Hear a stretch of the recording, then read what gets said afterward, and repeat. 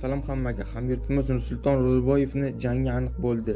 16 avgust kuni UFC 319 turnirida AQShlik Brayan Battelliga qarshi jang qiladi.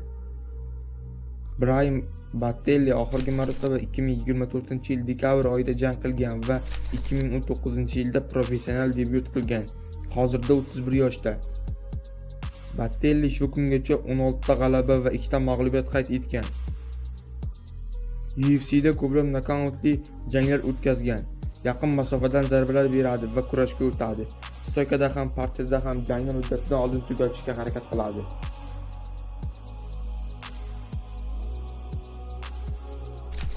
Nursulton Ro'ziboyev esa oxirgi marotaba 17-may kuni jang qilgan edi va hakamlar qarori bilan g'alabaga erishgan edi. Nursulton Ro'ziboyev shu kungacha UFC'da 5 ta jang o'tkazdi va ularning bittasida qisqa muddatda jangni qabul qilib, Hokim Bakliga qarshi jangda hakamlar qarori bilan mag'lub bo'lgandi.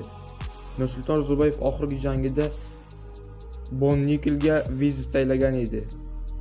Hamyurtimiz vazn toifasida UFC 319 turnirining asosiy jangida Hamza Chimayev amaldagi chempion Dricus du Plessisga qarshi jang qiladi.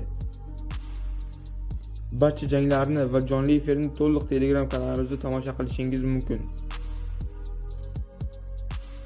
Nursulton Ro'ziboyevni qo'llab-quvvatlaymiz va omad tilab qolamiz. Videoga like bosing va kommentariyada O'zbekiston bayrog'ini yozib qoldiring.